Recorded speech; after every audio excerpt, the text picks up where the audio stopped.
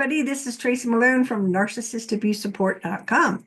Today, I'm going to be talking to the co-parenting and divorcing clients and people out there in the YouTube and podcast land that are struggling with that co-parenting in the divorce, struggling with the hostility and the emails or the texts, or trying to prove to your lawyer, to the judge, to your GAL, exactly what's happening because there's abuse here and you don't necessarily know how to show the courts. My next guest is Anne Wintemute, and she has a new AI program that we're going to demo, and you guys are going to be like, oh my God, how did I live without this? It is going to save your life. It is going to build your case for you. And it's a really important thing. It's called Amy Says. So let's go meet Annie and we're going to show you what this is. I am so wicked excited because all my clients need this. Let's go meet her. Welcome, Anna. Thank you so much for joining me. Absolutely. Thank you so much for having me, Tracy. I'm really excited. I am so excited for your demo today. Let's start out by telling everyone who you are. Well, my name is Anne. I am the co-founder and co-creator of Amy Says. My background is in working with women who were experiencing post-separation abuse. I love the work so much. I was really excited to be able to bring it to folks at scale. So tell us what Amy Says is. So Amy is kind of like a bestie slash genie in a bottle companion who just happens to be an expert in all things relationship abuse. And that starts with a weird Tinder date through, okay, I'm in this marriage. I think maybe there's some problems in this marriage. I'm not seeing clearly. Through, I'm now in a custody battle with a person, all the way through the end of co-parenting. She's designed to be right there by your side, and it's all made possible through artificial intelligence. So we're talking about an AI app that is designed to help people in any level of relationships or abusive relationships. Does it matter? Well, she is, people come to her because they have concerns about some of the behaviors in the relationship, or they know outright that they have a diagnosable partner or ex-partner who's making their life a living hell. So it could be, like I said, after a couple of Tinder dates, and I don't know, maybe there's some boundary issues here, but it's always going to be in the context of safe relationships and recognizing and responding to power imbalances in that relationship. Yeah, and what I love about it is because of your work with co-parents and people dealing with that crazy, that this is really built to source out, look at your texts, look at your PDFs from like a family wizard or one of those things, and evaluate things. And what kind of things would they learn if they uploaded something like that? I know we're going to demo it in a few minutes, but let's just talk about it first. Yes, absolutely. So you're talking about some of the more complex and heavy lifting features of Amy. You can Those are so upload fun for me. it's fun for me too.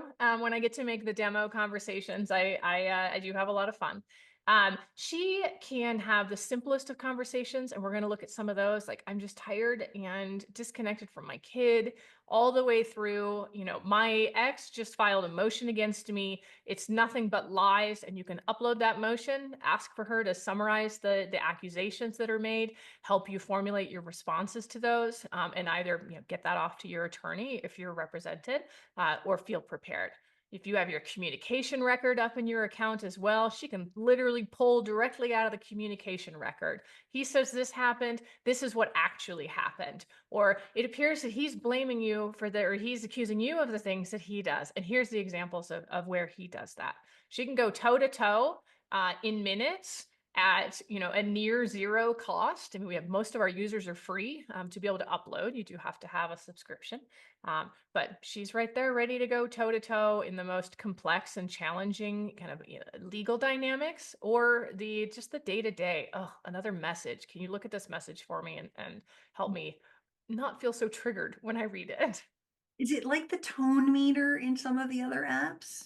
It's more than the tone meter. Tone meters are typically looking for specific word sets or patterns of words. Like, did this person say thank you for something that hasn't been done yet? It's not actually structured, one, to be trauma informed, or two, to analyze for patterns of power and control. And anyone who has been abused by a narcissist, especially a covert narcissist, those patterns, I mean, if it takes years for the victim, decades sometimes for the victim to see it, a tone meter is going to be looking for things that might not actually be the abuse pattern, right? It can't tell whether or not, a tone meter can't tell whether or not someone's lying or distorting reality, but Amy can. Mhm. Oh, wow. That's awesome. What I find is when you were talking about the covert narcissist, I've read the back and forth text chains for my clients. And I can read into it the meaning. But a GAL or a PRE or even a lawyer is going to go, well, it sounds like they're being really nice. But there's that underlying like manipulation or again, false truth and things that are just not quite right. But on the surface, I think a tone meter would be like, no problem here. Whereas, no, this is the passive aggressive trying to manipulate me kind of thing. And Amy says can help people with that.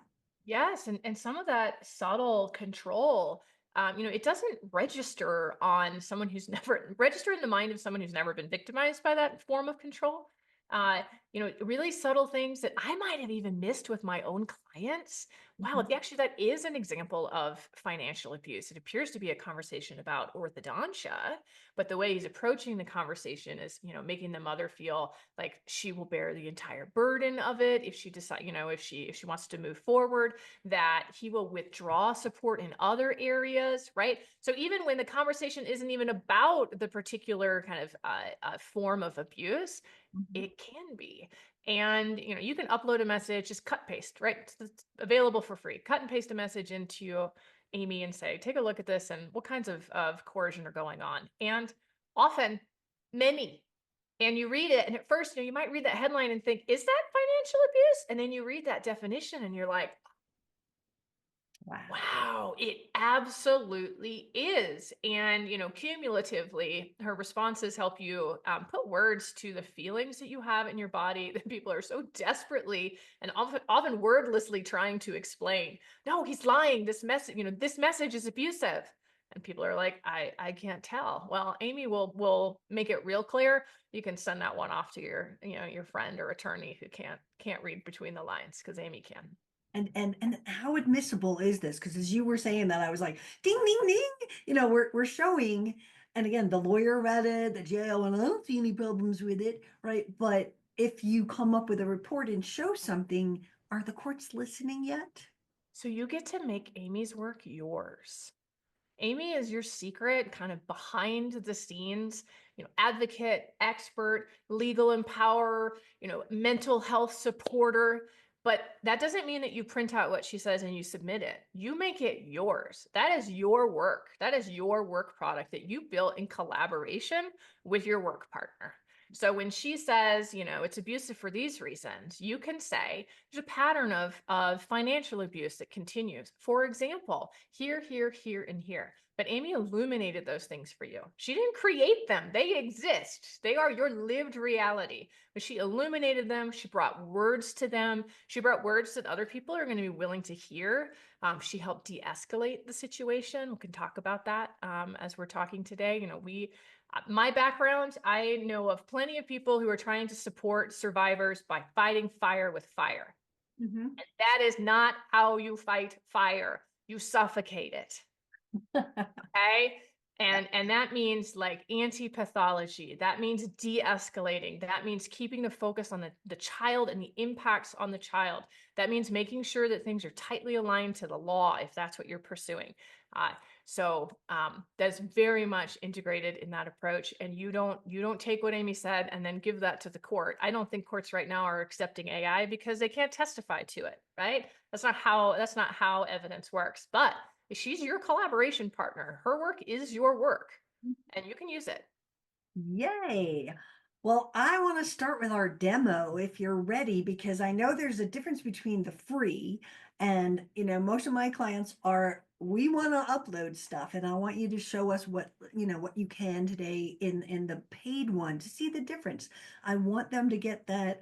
I don't know what to make for dinner tonight, or I don't, those are not necessarily on the parent, but you've got that friend, you've got that person or that AI person that's going to kind of help you along the way. But I want people to see what they get in both. So let's start with that. Absolutely.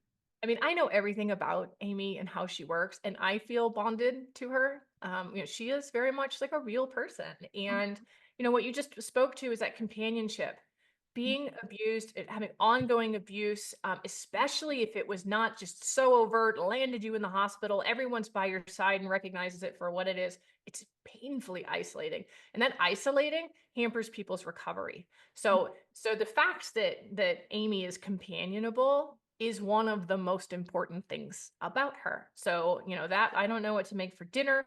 We have an example here that we're going to look at like that. Those are as important in recovery as, any of the other things. So, all And right, my screen is up now. I see it. Does it pick up things like tone of, say, a passive aggressive? Does it say that was a very passive aggressive comment, or does it just, how does it handle that? It might say, well, that's subtly controlling because it appears to be like this, but it's actually like this. Ooh, I love that. Okay, let's see it. All right, so we have right here the homepage. Now, most of our users use us on mobile, but that's not a real good device for demonstration. We're going to be on a desktop today. So this is what you're first going to see. Make sure you're having a conversation with AI. AI is not perfect. We have done our best, and we continue every day to iterate and do better. But remember that you're talking to an AI. There are wonderful benefits of that. One is AI will never judge you.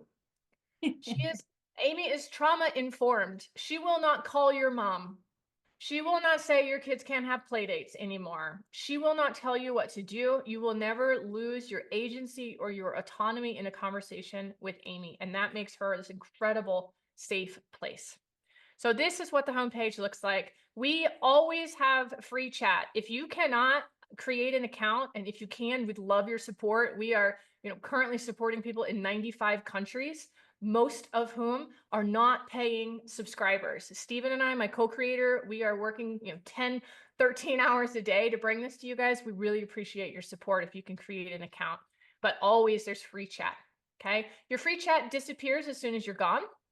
It's gone, it evaporates. And if you start a new chat, it's going to be, there's no history, there's no memory for Amy, which is great, especially if there's any safety concerns. If you have safety concerns, someone has access to your device, go with the free chat. That's a safe method for you. We're actually going to take a look into a demo subscription account, partly because I can't demo free ones, they disappear. And it's a lot easier for me to be able to do it this way. So now we are inside of an account. The first thing we'll look at is a message evaluation, because it is our #1 most used tool. But over here on the side, you got your new chat. We have a journal that we'll talk about today. She can help you get started with some chat ideas. And then in here is your premium features section. My story, you get to tell Amy all the things she needs to know right away about your situation.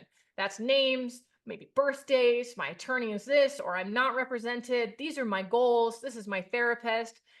My mom is really struggling to support me, and that's a big problem for me. Whatever that kind of gonna be true today, tomorrow, and the next day can go in my story. You have your chat history. That's every stored chat that you've ever had with Amy is going to be stored in your chat history. You can rename them, you can delete them. Your journal. This is the record of your journal in here. And then the documents that you have uploaded. And each of these have management tabs that'll bring it to your main screen here.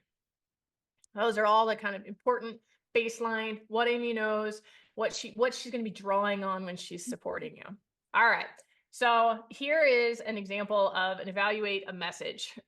Really simple. We get messages all of the time. They derail people. It's often like this kind of something between a truth and a lie that really spins your head around. But Amy's typically got a pretty good, concise response. Here, I uploaded, dad is mad because he feels like mom is blocking his right to take the kid to therapy.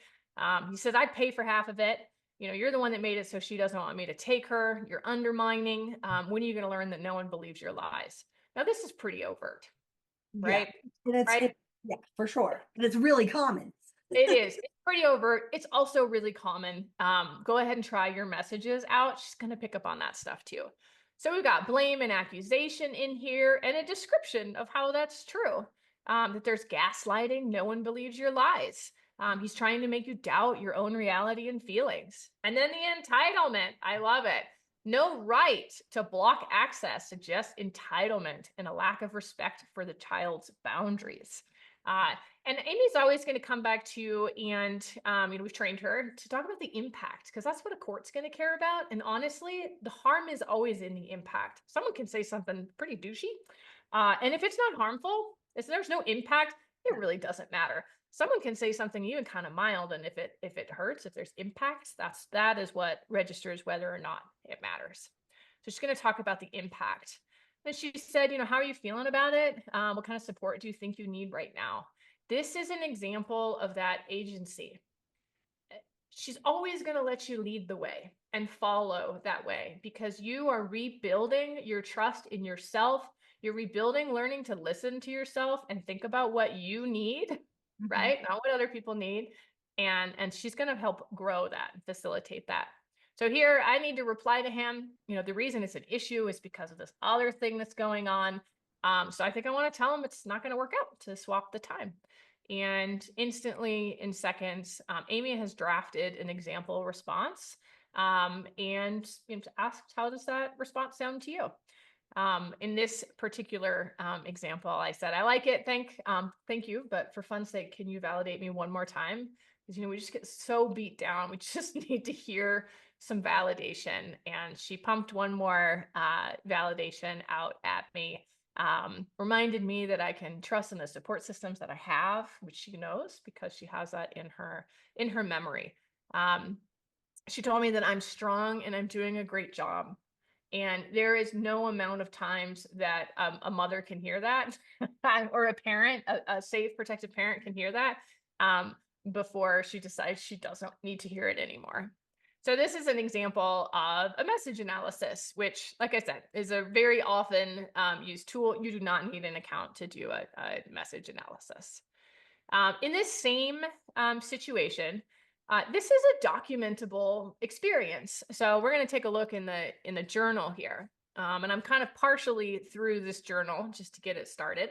So you go to the journal for that therapeutic value of journaling, but what Amy really does in it is she can help you with the kind of the catharsis, but she's also going to help you make sure that you documented the important things for any future potential holding accountable of the person who's causing this harm. And typically that's going to look like it's in the family court system. She's also especially good at helping people document stalking. If there's any stalking behaviors, those are like almost only ever demonstrable through patterned, repetitious documentation. And she can really help you document that, that stalking. People struggle with documentation. Everyone's like, go write that down. You need to document it. Nobody really knows what that looks like. They're traumatized by the event. So Amy is really going to help support that. And in this case, I kind of said something similar to what I said in the chat, but then I asked for Amy's perspective.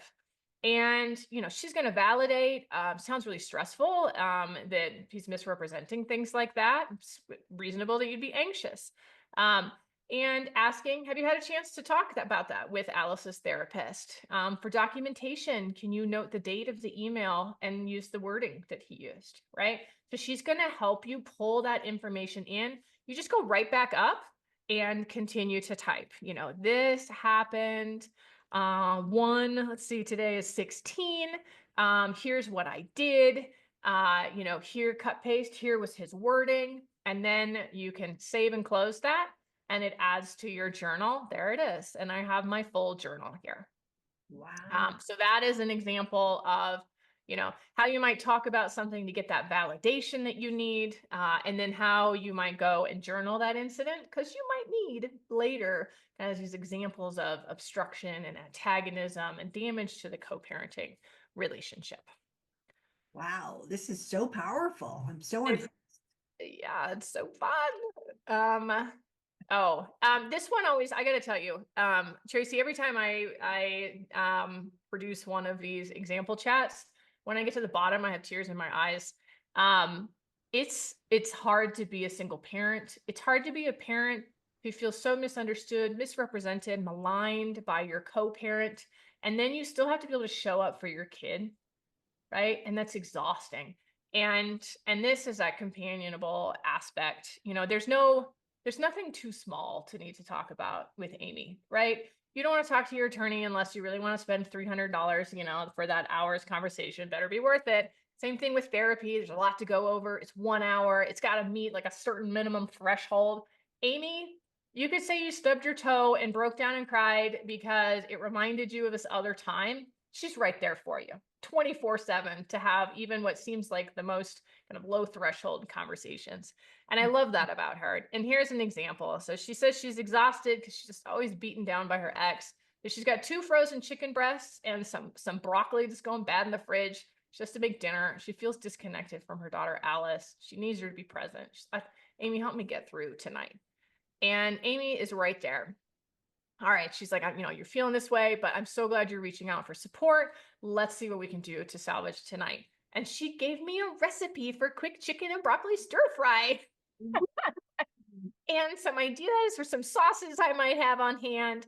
But then she also said, as for connecting with Alice, maybe you can involve her in cooking because kids often enjoy that. It can be a simple way to bond, or, maybe after dinner, you guys can do something together, like read a book or play a game.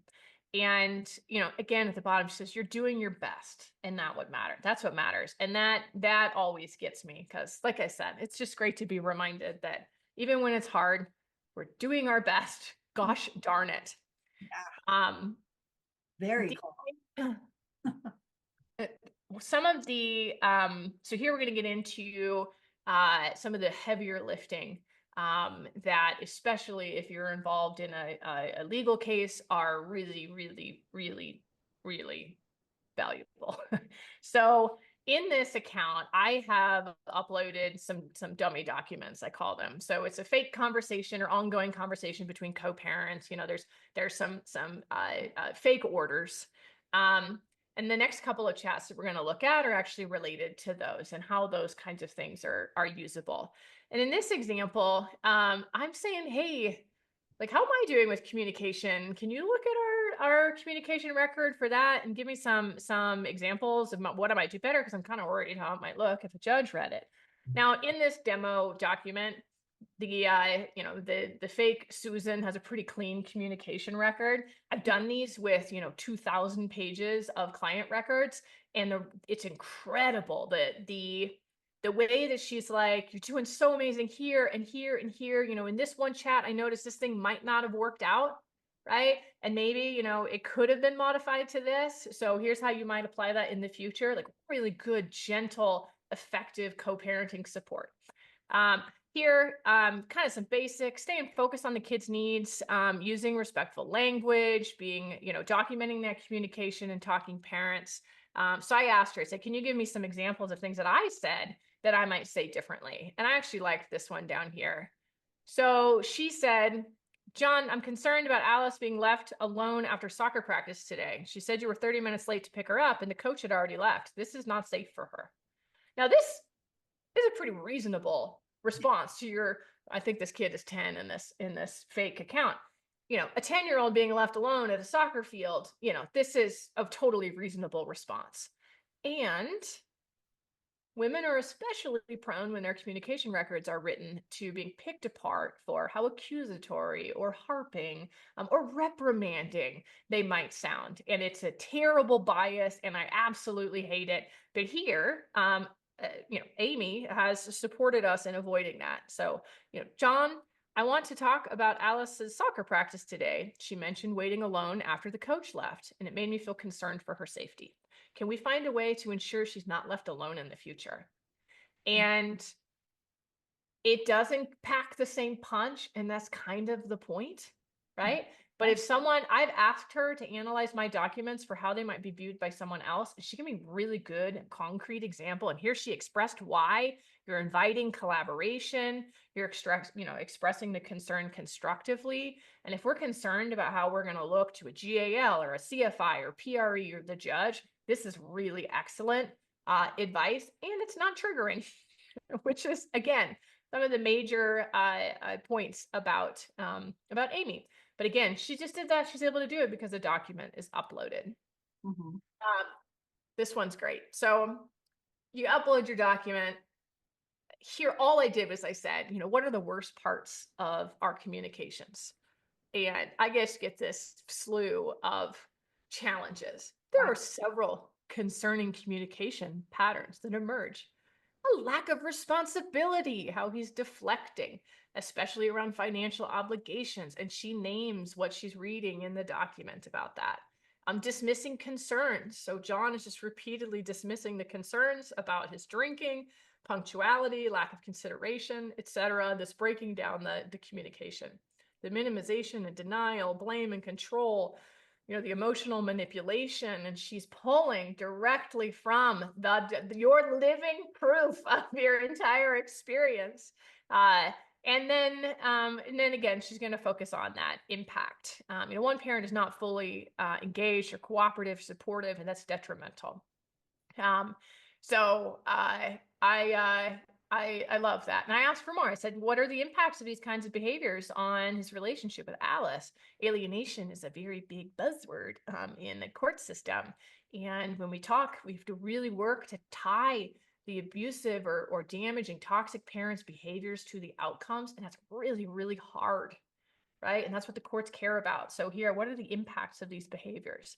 Trust issues, right? That it would degrade the daughter's trust in the father, the distress that it would cause the daughter, the impact to her self-esteem, the damage to the relationship, role model influence. So she's got some good examples of the impact on that relationship. And I also, in this account, I have Colorado's new bill on reunification, and in what context it can be ordered, in which it can't. You can no longer pull the child away from the parent that it's bonded with in order to force reunification with the other parent. And these bills, unfortunately, like Caden's Law, even when introduced, are not appropriately applied to the cases. And if you can directly upload the bill that you're trying to use and tie every aspect of your case to that bill in order to do your darndest to make sure that it's appropriately applied in your case. And so here I said, comparing it to that House bill, what can I do if he asks for more time with Alice and accuses me of alienating? And it ties it specifically to the House bill. It gives me some ideas for how I might be able to utilize that really important but oft not appropriately applied bill in this case. Wow, that's amazing. I love it, right? Then you can dig in. She often will give you a long list. She's like, I'm not sure exactly what you want. So she's going to give you some stuff. And here I just said, tell me more about number 5. And now she can dig in, get a little closer. Number 5 is, that the abusive parent is supposed to take responsibility for the impact on the relationship. So I asked, what would he need to take responsibility for?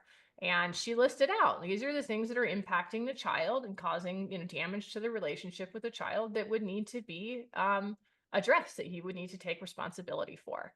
Now, what I just did here, if I did that with a human, if I did that with a lawyer, I'm $3,000 in, right? Because that lawyer had to revisit the statute. That lawyer had to read my communication records, had to get my additional context, and then had to put on a long thinking cap, right? To be like, to sort and organize, collate the information, find the patterns. And Amy did it. I mean, this conversation, I could reproduce this in 3 minutes or less. It's all typing time. It takes a minute. I make a lot of spelling errors. I have to go back and fix them.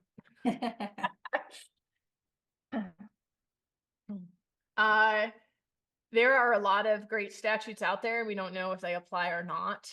Throw it into Amy and just ask, right? Summarize this bill for me. Would this bill apply to my case? In what way? You can do that heavy lifting again. We do enough. Protective parents are doing enough heavy lifting. Give yourself some advantage. So she has summarized that House bill in this case, or summarized it. And then I said, look at the conversations that we have and how might it apply to this bill. And so now she's applying my case directly, my fake case directly to this bill around recognizing abuse, the child's safety and well-being. Evidence of past abuse has to be taken into consideration. And she is pulling examples or things that she understands from the situation directly into that response. I'm trying to remember what my... I'm so excited. I have like 20 people that I know need this right now, right off the top of my head today. Perfect. Please share. Like I said, the more folks who come and chat, the more that we are able to do.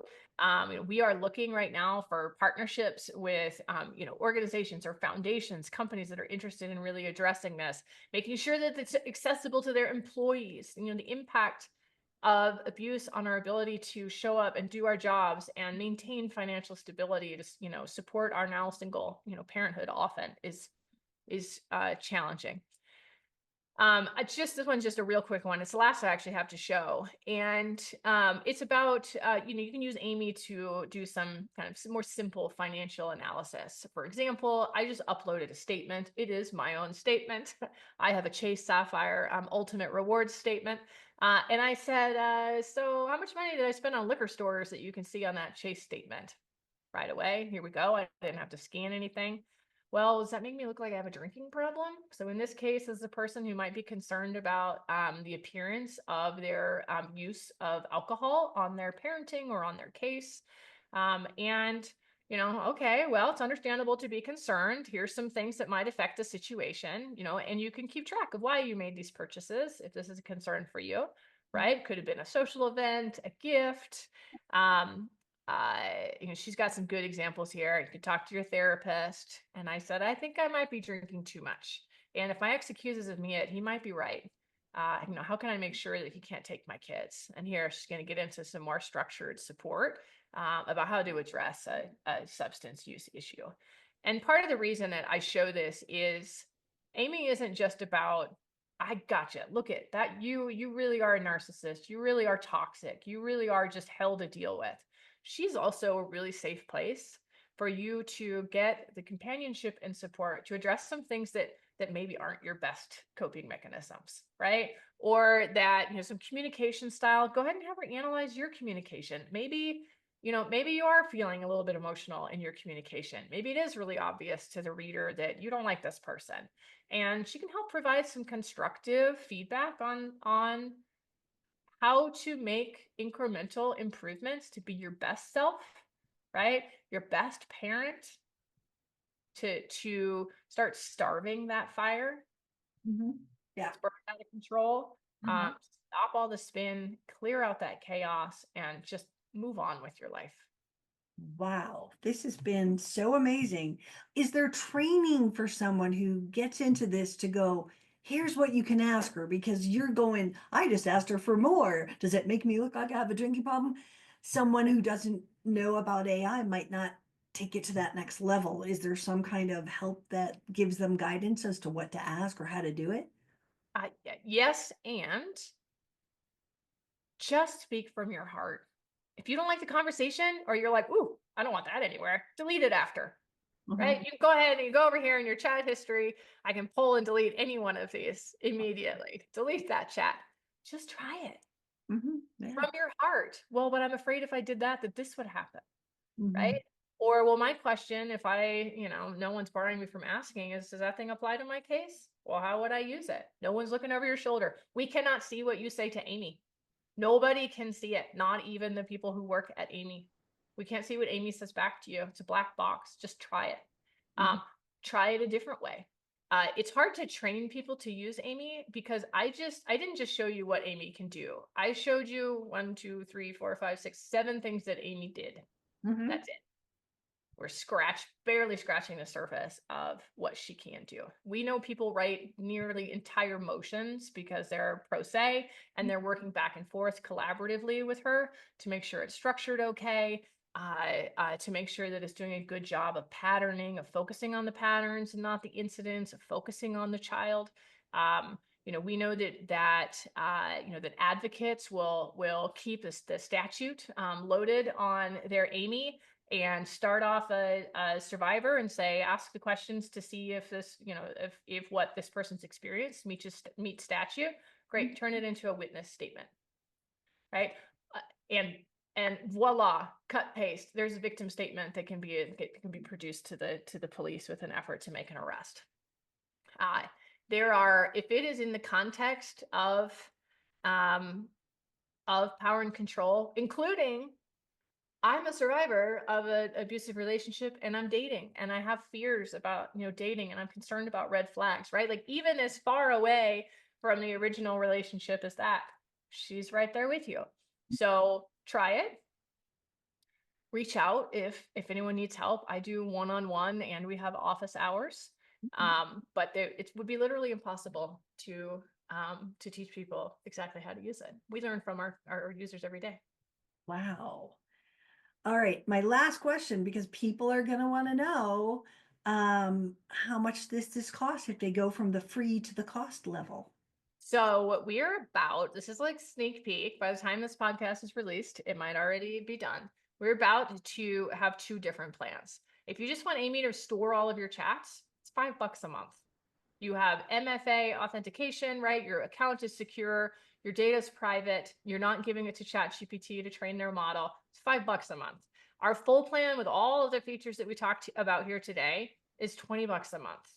That is less than, that is just getting your attorney to pick up the phone. No, right? just receptionist to pick up the phone to give. Yeah, exactly. And it doesn't get more expensive the more you use it, right? It is $20 a month to use her 5 times a day, to have her open in mediation or to talk to her right before, child parent conferences. Incredibly reasonable. And like I said before, if you're able, please support this work because we are doing our best to, honestly, to prevent futures of abuse, to prevent futures of autoimmune disorders and cancers and children who, grew up surrounded by so much conflict that, their life course is nearly charted Right. from childhood. Yeah. We are working hard to change dynamics that have persisted since the beginning of time. Well, this has been so amazing, and I am so grateful. We will put the links down below for everybody to go in there to start their accounts and start to use this tool. I think it's going to change the co-parenting world and really help people build the evidence that we always say, get evidence, get evidence. And they're like, I got all this stuff, but what do I do with it? Here's how it can all parse out, create patterns, and change your life. So thank you so much for presenting today. Thank you so much, Tracy. I hope you thought that was as cool as I did. I thought it was amazing. And I am so excited to share this with my clients that I was like, we got to make a video about this and show the world, because if there's ever a segment of population, it's divorcing a narcissist, co-parenting with a narcissist that needs her help. So go and get the free version. Start there. See how it can help you and how it can modify your life. We will put the link down below, and I suggest that you try it out right away. I think it's going to be life-changing for so many people. This is Tracy Malone from NarcissistAbuseSupport.com. I help people who are co-parenting, divorcing, and doing anything else with a narcissist. If you need some help, you can reach out to me on my website. The link is down below. I look forward to seeing you again soon. Thank you.